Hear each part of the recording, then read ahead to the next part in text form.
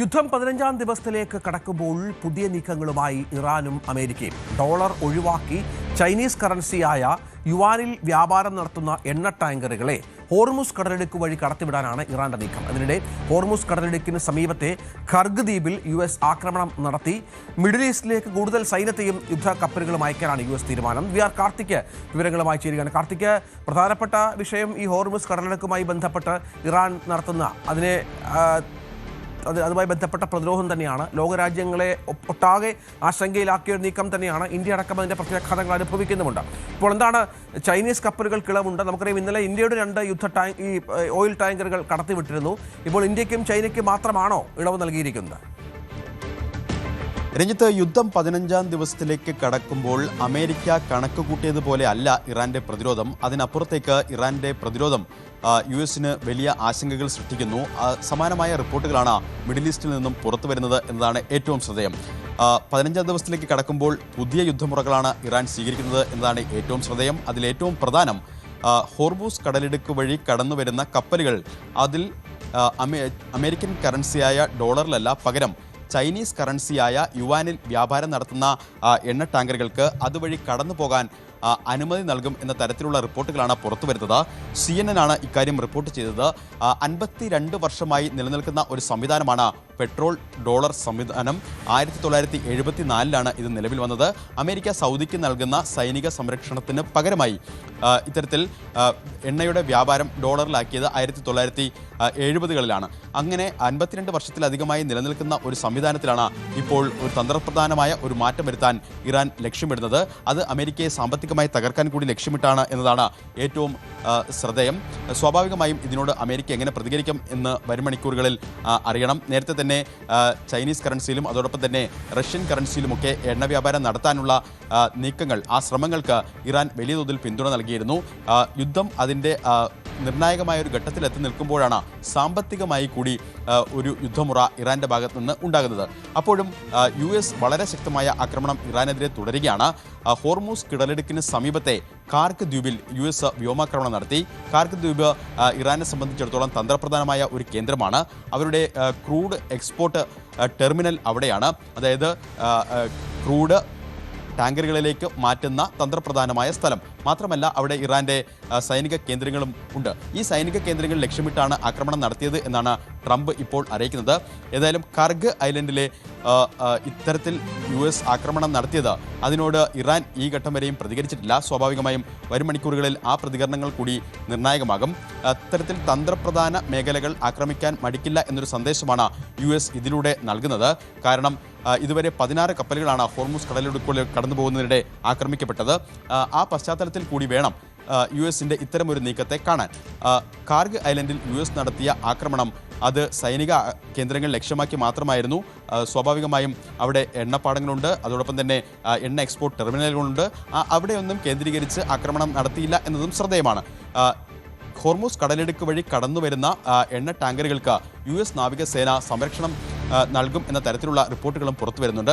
എന്തായാലും അമേരിക്ക കണക്ക് കൂട്ടിയതിനപ്പുറത്തേക്കാണ് കാര്യങ്ങൾ. കൂടുതൽ സൈന്യത്തെ മിഡിൽ ഈസ്റ്റിലേക്ക് അയക്കാൻ അമേരിക്ക ലക്ഷ്യമിടുന്നു. അതോടൊപ്പം തന്നെ മറ്റൊരു യുദ്ധക്കപ്പൽ കൂടി മിഡിൽ ഈസ്റ്റ് ലക്ഷ്യമാക്കി അമേരിക്ക അയക്കുന്നു എന്ന റിപ്പോർട്ടുകളും പുറത്തു വരുന്നു. USS ട്രിപ്പോളി എന്ന അമേരിക്കയുടെ യുദ്ധക്കപ്പലാണ് മിഡിൽ ഈസ്റ്റിലേക്ക് പുറപ്പെടുന്നത്. അതിൽ 2500 സൈനികരുണ്ടാവും. സ്വാഭാവികമായും നാവികമായി ഇറാനെ കൂടുതൽ നേരിടേണ്ട ഘട്ടമുണ്ട് എന്ന് വ്യക്തമാക്കുന്നത് കൂടിയാണ് അമേരിക്കയുടെ ഈ തന്ത്രപ്രധാന തീരുമാനങ്ങൾ. എന്തായാലും വരും ദിവസങ്ങളിലും യുദ്ധം ശക്തമായി തുടരും എന്ന സന്ദേശം തന്നെയാണ് ട്രംപ് നൽകുന്നത്. ഒരു തരത്തിലുള്ള വിട്ടുവീഴ്ചയ്ക്കും ഇല്ല എന്ന് ഇറാനും വ്യക്തമാക്കുന്നു. എന്തായാലും ഒപ്പം ഈ ഖമേനിയുമായി ബന്ധപ്പെട്ട ചില നീക്കങ്ങൾ അമേരിക്കയുടെ ഭാഗത്തുനിന്നുണ്ടാകുന്നുണ്ടല്ലോ. അമേരിക്ക തുടർച്ചയായി പറയുന്നു മുജ്തബ ഖമേനിക്ക് പരിക്കേറ്റിട്ടുണ്ട്, നിരവധി പ്രശ്നങ്ങൾ ഖമേനി അനുഭവിക്കുന്നുണ്ട്, ഖൊമേനിയെ കണ്ടെത്തണം എന്ന രീതിയിലുള്ള കാര്യങ്ങളൊക്കെ അവിടെ മുന്നോട്ട് കൊണ്ടുപോകുന്നുണ്ട്. ഇവരുടെ ഇനിയുള്ള പ്രധാന ടാർഗറ്റ് മുജ്തബ തന്നെയാണ്. മുജ്തബയെ ഇല്ലാതാക്കുക എന്ന വളരെ പ്രധാനപ്പെട്ട നീക്കവും അമേരിക്കയുടെ ഭാഗത്തുണ്ടാകുന്നു എന്ന് കരുതണ്ടേ കാർത്തിക്? തീർച്ചയായിട്ടും അങ്ങനെ തന്നെ വേണം വിലയിരുത്താൻ. കാരണം യുദ്ധത്തിൻ്റെ ആദ്യ ദിവസം തന്നെ ഇത്തരത്തിൽ ശക്തമായ ആക്രമണം US നടത്തി. ആ ആക്രമണം തന്നെ പരമോന്നത നേതാവിനെ ലക്ഷ്യമിട്ടുകൊണ്ടുള്ള ആക്രമണം ആയിരുന്നു. അതിനുശേഷം ട്രംപ് മുന്നോട്ട് വെച്ച പ്രധാനപ്പെട്ട ആവശ്യം പുതിയ നേതാവിനെ തിരഞ്ഞെടുക്കുമ്പോൾ തൻ്റെ അഭിപ്രായം കൂടി പരിഗണിക്കണമെന്നാണ്. പക്ഷേ അതൊന്നും കണക്കിലെടുക്കാൻ ഇറാൻ ഒരു ഘട്ടത്തിലും തയ്യാറായില്ല.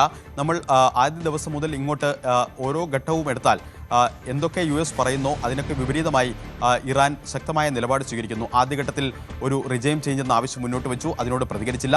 രണ്ടാം ഘട്ടത്തിൽ ആക്രമണം ശക്തമാക്കുമെന്ന മുന്നറിയിപ്പ് നൽകി. അതിനോട് മിഡിൽ ഈസ്റ്റിലെ US-ന്റെ സൈനിക കേന്ദ്രങ്ങൾ ലക്ഷ്യമാക്കിയുള്ള ആക്രമണങ്ങൾ തുടരുന്നു. മൂന്നാം ഘട്ടത്തിൽ ഇത്തരത്തിൽ ഒരു റിജൈം ചേഞ്ച് ഉണ്ടാകുമ്പോൾ സ്വാഭാവികമായും തൻ്റെ അഭിപ്രായം കൂടി പരിഗണിക്കണം എന്ന് പറഞ്ഞു.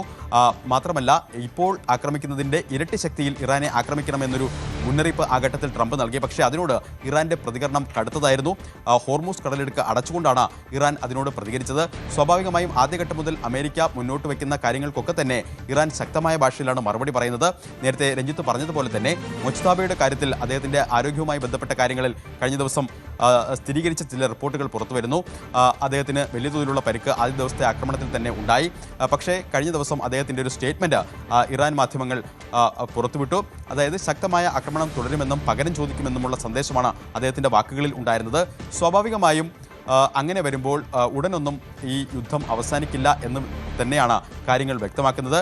മുജ്തബയും അമേരിക്ക ലക്ഷ്യമിടുന്നു എന്ന തരത്തിലുള്ള വിവരങ്ങൾ പുറത്തു വരുന്നു. കാരണം അമേരിക്കൻ സൈനിക വിഭാഗത്തിൻ്റെയും അതോടൊപ്പം തന്നെ അവിടുത്തെ പ്രധാന നേതാക്കളുടെയും വാക്കുകൾ വ്യക്തമാക്കുന്നത് മുജ്തബയും ലക്ഷ്യമിട്ടുകൊണ്ടുള്ള നീക്കങ്ങൾ ഉണ്ടാകാനുള്ള സാധ്യതയിലേക്ക് തന്നെയാണ് വിരൽ ചൂണ്ടുന്നത്. തീർച്ചയായും അതാണ് പ്രധാനപ്പെട്ട കാര്യം. ഏതായാലും യുദ്ധം അവസാനിക്കുന്നില്ല, അതിൻ്റെ പ്രതിഫലനം ലോകമെമ്പാടും കാണുന്നു. 2 ആഴ്ച പിന്നിടുകയാണ്. 15 ദിവസം ഇന്ന് തികയുന്നു യുദ്ധം ആരംഭിച്ചിട്ട്. 2 ആഴ്ച അല്ലെങ്കിൽ 3 ആഴ്ച മാത്രം നീണ്ടു നിൽക്കും. അതിനകം ഇറാനെ തീർക്കുമെന്ന് പറഞ്ഞ അമേരിക്കയ്ക്ക് ഇപ്പോൾ കാര്യങ്ങൾ തിരിച്ചടിയാകുന്നു എന്നുള്ള സൂചനകൾ കൂടിയാണ് ഈ പുറത്തു വരുന്നത് എന്ന് വേണം മനസ്സിലാക്കാൻ. വളരെ പ്രധാനപ്പെട്ട നീക്കങ്ങൾ ഇറാന്റെ ഭാഗത്തു നിന്നും ഉണ്ടാകുന്നു എന്നുള്ളതും നിർണായകമാണ്. ഇതിനിടെ നേരത്തെ നമുക്കറിയാം എയർ ഇന്ത്യ വിമാന ടിക്കറ്റ് കൂട്ടിയിരുന്നു. ഇൻഡിഗോയും സമാനമായി വിമാന ടിക്കറ്റ് കൂട്ടിയിരിക്കുകയാണ്. ഊർജ്ജ പ്രതിസന്ധിയുടെ പശ്ചാത്തലത്തിലാണ് പുതിയ നിരക്കുകൾ. 425 മുതൽ 2300 രൂപ വരെയാണ് വർധനവ്. എയർ ഇന്ത്യക്ക് പിന്നാലെയാണ് ഇൻഡിഗോയും ഇന്ധന സർചാർജ് പ്രഖ്യാപിച്ചത്. ഇന്ന് പുലർച്ചെ മുതൽ നിരക്ക് വർധന നിലവിൽ വന്നു എന്നാണ് വിവരം. ഏവിയേഷൻ ഇന്ധന വിലയിലുണ്ടായ വർധനവാണ് ഇത്തരമൊരു തീരുമാനത്തിലേക്ക് നയിച്ചത് എന്നാണ് ഇൻഡിഗോ വൃത്തങ്ങൾ നൽകുന്ന സൂചന.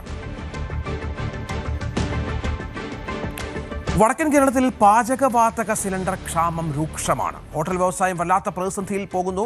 കാസർഗോഡ് ജില്ലയിൽ മാത്രം 80% ഹോട്ടലുകൾ ഇതിനോടകം അടച്ചുപൂട്ടേണ്ടി വന്നു. ബാക്കിയുള്ള ഹോട്ടലുകൾ മെനു വെട്ടിച്ചുരുക്കി വിറകടുപ്പ് ഉപയോഗിച്ചാണ് പ്രവർത്തിക്കുന്നത്. സ്വകാര്യ ഏജൻസികൾ സിലിണ്ടറുകൾക്ക് ഇരട്ടി വില ഈടാക്കുന്നതായും പരാതിയുണ്ട്. ഹോട്ടലുകൾക്ക് പൂട്ടുവീഴുന്നതോടെ ഇവരെ ആശ്രയിച്ച് കഴിയുന്ന മത്സ്യ, പച്ചക്കറി, പലവ്യഞ്ജന കച്ചവട സ്ഥാപനങ്ങൾ ആശങ്കയിലാണ്.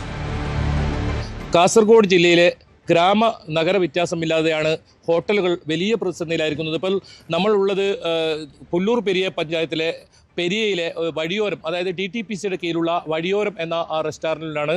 നമുക്ക് ഇവിടെയുള്ള ആളുകളോട് തന്നെ, ഇതിൻ്റെ നടത്തിപ്പുകാരോട് തന്നെ നമുക്ക് ചോദിക്കാം എന്താണ് നിലവിലെ ഒരു സാഹചര്യമെന്ന്. നമ്മോടൊപ്പം ഈ സ്ഥാപനത്തിൻ്റെ ഉടമ രാജേഷ് ചേരുന്നു. എന്താണ് നിലവിലിപ്പോൾ പാചകവാതക ഈ ക്ഷാമം ഏത് രീതിയിലാണ് മാറുന്നത്? നിലവിൽ ഹോട്ടൽ മേഖല ഭീകരമായിട്ടുള്ള ബുദ്ധിമുട്ടിലൂടെ കടന്നു പോകുന്നത്. കാരണം ഗ്യാസ് കിട്ടാനില്ല. നമ്മളൊക്കെ വിറകടുപ്പിലേക്ക് മാറിയിരിക്കുന്നു.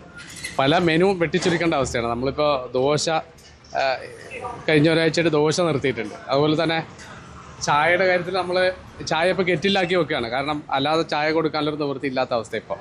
അതുപോലെ തന്നെ ഗ്യാസ് നമുക്ക് തരുന്ന കമ്പനികൾക്ക് ഗ്യാസ് തരാൻ പറ്റില്ല. അതുപോലെ പ്രൈവറ്റ് ഗ്യാസുകളുണ്ട്, പക്ഷേ ഭയങ്കര വില കൊടുക്കേണ്ട അവസ്ഥയാണ്. അതുപോലെ തന്നെ പ്രൈവറ്റ് ഗ്യാസുകൾ അത് വില കൂടുന്നതാണോ ഇപ്പോൾ പറയുന്നത്? പ്രൈവറ്റ് ഗ്യാസ് കിട്ടാനില്ല, എങ്കിൽ പോലും കിട്ടുന്നുണ്ടെങ്കിൽ തന്നെ ഭയങ്കര ഭീകരമായ വില വാങ്ങുന്നത്. കരിഞ്ചന്തയും പൂഴ്ത്തിവെപ്പൊക്കെ നടക്കുന്നുണ്ട്.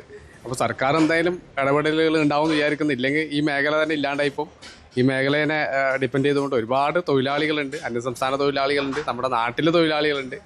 അതുപോലെ നമ്മളെ ഡിപ്പെൻഡ് ചെയ്തിട്ട് മത്സ്യമേഖല, അതുപോലെ പല നമ്മൾ ഡിപ്പെൻഡ് ചെയ്യുന്ന കൺസ്യൂം ചെയ്യുന്ന പല പ്രോഡക്റ്റും വിൽക്കുന്ന ഒരുപാട് ആളുകൾ നമ്മളെ ഡിപ്പെൻഡ് ചെയ്യുന്നുണ്ട്. അതുപോലെ പൊതുജനങ്ങൾക്ക് പുറത്തിറങ്ങണമെങ്കിൽ ഫുഡ് കിട്ടണമെങ്കിൽ ഹോട്ടൽ മേഖലയിലേക്ക് പിന്നെ ആളുകൾക്ക് പുറത്തിറങ്ങാൻ പറ്റാത്ത ഹർത്താലിന് സമമായിട്ടുള്ളൊരു അന്തരീക്ഷമാണ് ഇനി വരാൻ പോകുന്നത്. അപ്പോൾ തീർച്ചയായിട്ടും എന്തെങ്കിലുമൊക്കെ ചെയ്തേ പറ്റുള്ളൂ. അതല്ലെങ്കിൽ നമ്മളിപ്പോൾ വിറകടുപ്പിലേക്ക് മാറിയിരിക്കുകയാണ് നമ്മുടെ കുക്കിംഗ് ഒക്കെ ഒരു പരിധി വരെ. തീർച്ചയായും ഈ വിറകടുപ്പ് അത് ചോദിക്കുന്നത് ഈ നഗരപ്രദേശങ്ങളിൽ പല ഹോട്ടലുകൾ ഇപ്പോൾ അടച്ചുപൂട്ടുന്നു. അതുപോലെ ഗ്രാമപ്രദേശങ്ങളിൽ ഇപ്പോൾ ഒരു സാഹചര്യം എന്താണ്?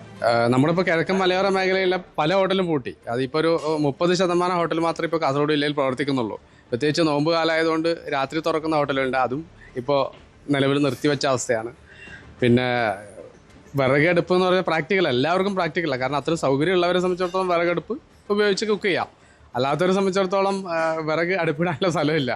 മറ്റ് ഇലക്ട്രിക് കുക്കിംഗ് മെത്തേഡിലേക്ക് മാറുക വെച്ചാൽ ഭീകരമായിട്ടുള്ള ഇലക്ട്രിക് ചാർജ് ഒന്നും താങ്ങാൻ പറ്റില്ല. അത് നമ്മുടെ ഈ ഒരു അവസരത്തിൽ വില കൂടുതലാണ്. സാധനങ്ങളുടെ വില കൂടി, ചിക്കൻ്റെയൊക്കെ വില 160 കഴിഞ്ഞ് പോവുകയാണ്. അപ്പോൾ ഇങ്ങനെ ആളുകളുടെ അടുത്ത് നമുക്ക് വാങ്ങാനും പറ്റില്ല. കാരണം നമ്മൾ സ്ഥിരമായിട്ട് വരുന്ന പൊതുജനങ്ങളുടെ അടുത്ത് നമുക്ക് കൊള്ള ലാഭത്തിലൊരു സാധനം വിൽക്കാൻ പറ്റാത്തൊരു സാഹചര്യമാണ്. അപ്പോൾ ഈ വില കൂടുതലും ഒരു സൈഡിൽ ഇങ്ങനെ നിൽക്കുന്ന സമയത്ത് ഗ്യാസ് ഇല്ലായ്മയും ഒക്കെ കൂടി വളരെ പ്രതിസന്ധിയിലേക്കാണ് കേരളത്തിലെ ഹോട്ടൽ മേഖല പോകുന്നത്. നമ്മുടെ KHRയുടെ ഭാഗമായിട്ട് പല രീതിയിൽ സംസാരിച്ചിട്ടുണ്ട് നമ്മുടെ ഗവൺമെൻറ് മന്ത്രിമാരോട്. പറയുമ്പോൾ ഹോട്ടൽ വ്യവസായത്തിനെ അനുബന്ധിച്ച് ഇപ്പോൾ അതുപോലെ പച്ചക്കറി, അതുപോലെ ഇതര സംസ്ഥാനത്ത് ഒരുപാട് ആൾക്കാർ ഹോട്ടലിനെ ആശ്രയിക്കുന്നു. എന്താണ് ഇവരുടെയൊക്കെ അവസ്ഥ? ഇങ്ങനെ അതായത് ഇവിടുത്തെ ഈ പ്രതിസന്ധി ഉണ്ടാവുകയാണെങ്കിൽ ഇവരുടെ നാട്ടിലേക്ക് പലായനം ചെയ്യാനുള്ള സാധ്യതയുണ്ട്. നമുക്ക് പിന്നീട് തൊഴിലാളികളെ ഏതെങ്കിലും ഒരു കാലത്ത് ഇത് റെഡിയാവുന്ന സമയത്ത് തൊഴിലാളികളെ കിട്ടാത്ത അവസ്ഥയുണ്ട്. അപ്പോൾ ശരിക്കും പറഞ്ഞാൽ അടിയന്തരമായിട്ട് ഇടപെടേണ്ട ഒരു പ്രശ്നമാണ് ഈ ഒരു ഗ്യാസിൻ്റെ പ്രശ്നം. ഈ ഇവർ പറഞ്ഞതുപോലെ തന്നെ അനുബന്ധമായ ഒരുപാട് ആളുകൾ ഇതിനെ ആശ്രയിച്ച് ജീവിക്കുന്നവരുണ്ട്. പ്രത്യേകിച്ച് മത്സ്യവിപണനം, അതുപോലെ തന്നെ പഴം, പച്ചക്കറി ഉൾപ്പെടെയുള്ള കാര്യങ്ങൾ. എന്നാൽ നമുക്ക് അത്തരം കാര്യങ്ങൾ പോകുന്നതിന് മുമ്പ് ഈ വിറക് അടുപ്പ് എത്രത്തോളം പ്രായോഗികമെന്ന് കൂടി നമുക്ക് ഇവിടെ നിന്ന് കാണാം. ഇവിടെ ഈ വിറക് അടുപ്പ് വെച്ചാണ് ഇപ്പോൾ ഈ പാചകമൊക്കെ നടക്കുന്നത്. നമുക്ക് ആ ദൃശ്യം കൂടി ഒന്ന് നമുക്ക് കണ്ടിട്ട് വരാം. എന്താണ് നിലവിലെ ഒരു സാഹചര്യം? ഈ വിറക് അടുപ്പാകുമ്പോൾ എങ്ങനെയാണിത് മുന്നോട്ട് പോകുന്നത്? ഗ്യാസില്ലാത്തതുകൊണ്ട് വളരെ ബുദ്ധിമുട്ടാണ്. കൂടുതലും ഇപ്പോൾ പാചകങ്ങൾ കൂടുതലും വിറകടുപ്പിൽ തന്നെയാണ്. പലവിധ ആരോഗ്യ പ്രശ്നങ്ങളുള്ളതുകൊണ്ട് കൂടുതൽ പണിക്കാരൊന്നും ഇതിന് കിട്ടാറില്ല. ഈ എങ്ങനെയാണ് പുക ആണോ എന്താണ്? പുക ഭയങ്കര പുക. പിന്നെ പ്രത്യേകിച്ച് ഇപ്പോൾ ചൂടുകാലമാണ്. ചൂടിൻ്റെ ഇതിൻ്റെ കൂടെ ആകുമ്പോൾ വളരെയധികം ബുദ്ധിമുട്ടാണ്. അധികം ആൾക്കാരും ഇതര സംസ്ഥാനത്തുള്ള ആൾക്കാരാണ് പല ഹോട്ടലുകളിലുള്ളത്. ഇവിടെയും സമാനമായിരിക്കുമല്ലോ. എങ്ങനെയാണ് അവർ ഉപയോഗിച്ച് നമുക്ക് ഈ വിറകടുപ്പ് വെച്ച് മുന്നോട്ട് കൊണ്ടുപോകാൻ പറ്റുമോ? ഇല്ല, അവരൊന്നും ഒരിക്കലും വിറകടുപ്പിൽ പണിയെടുക്കാനുള്ള ഇതില്ല. അവർ ഗ്യാസിൽ തന്നെയാണ് പണിയെടുക്കുന്നത്. പൊറോട്ടയൊക്കെ പണ്ടൊക്കെ ഞങ്ങളൊക്കെ പൊറോട്ട വിറകടുപ്പിലുണ്ടായിട്ടുണ്ട്. പക്ഷേ ഇപ്പോഴാരും അതിനങ്ങനെ ചെയ്യാറില്ല. എന്തായാലും ഹോട്ടൽ ആൻഡ് റെസ്റ്റോറൻറ്റ് അസോസിയേഷൻ പ്രധാനമായും പറയുന്നത് ഈ പൂഴ്ത്തിവെപ്പ് അത് ആരംഭിച്ചിട്ടുണ്ട്. അത് പ്രത്യേകിച്ച് സ്വകാര്യ ഏജൻസിക്കെതിരെയാണ് ഇത്തരത്തിലുള്ള ആരോപണം ഉന്നയിക്കുന്നത്. ഇരട്ടി വില കൊടുക്കേണ്ട ഒരു സാഹചര്യം എന്നാണ് അവർ ആരോപിക്കുന്നത്. അതിൽ പരാതിയുമായി അല്ലെങ്കിൽ അതിന് നടപടിയെടുക്കണമെന്ന് ആവശ്യപ്പെട്ട് സർക്കാരിലേക്ക് സമീപിക്കാൻ ഹോട്ടൽ ആൻഡ് റെസ്റ്റോറൻറ്റ് അസോസിയേഷൻ തീരുമാനിച്ചിട്ടുണ്ട്. ഏതായാലും കാസർഗോഡ് ജില്ലയിലെ മലയോര മേഖലകളിലെ പല ഹോട്ടലുകളും ഇപ്പോൾ അടച്ചുപൂട്ടിയിരിക്കുന്നു. നഗരപ്രദേശങ്ങളിലാകട്ടെ ഊണ് കിട്ടാത്ത ഒരു സാഹചര്യമുണ്ട്. പലപ്പോഴും ഇത്തരത്തിൽ അടുപ്പ് സൗകര്യം പല ഹോട്ടലുകൾക്കും പരിമിതമാണ്. കാരണം വലിയ വാടകയാണ് നഗരപ്രദേശങ്ങളിലൊക്കെ നൽകേണ്ടി വരുന്നത്. അതുകൊണ്ട് തന്നെ അവർ പരിമിതമായ സ്ഥലത്ത് ഇത്തരത്തിൽ പാചകവാതക സിലിണ്ടറൊക്കെ ഉപയോഗിച്ചായിരുന്നു ഇവർ മുന്നോട്ട് പോയത്. അത്തരം ഹോട്ടലുകളെല്ലാം അടച്ചുപൂട്ടുന്ന സാഹചര്യം ഉണ്ടായിട്ടുണ്ട്. ഏതായാലും ഈ പ്രതിസന്ധി വരും ദിവസങ്ങളിലും തുടർന്നാൽ ഒരു പക്ഷേ എല്ലാ ഹോട്ടലുകൾക്കും പൂട്ട് വീഴും. ഒരു പക്ഷേ 2019 കോവിഡിന് ശേഷം മെല്ലെ ഒന്ന് ഉണർന്നു വന്ന ഒരു വ്യവസായം അത് വീണ്ടും ഈ ഒരു കാരണത്താൽ താഴോട്ട് പോകുന്ന സാഹചര്യം ഉണ്ടാവും എന്ന് തന്നെയാണ് ഈ ഹോട്ടൽ ഉടമകളും വ്യക്തമാക്കുന്നത്. KV Baiju, news 18, Kasaragod. ബൈജു ഇപ്പോൾ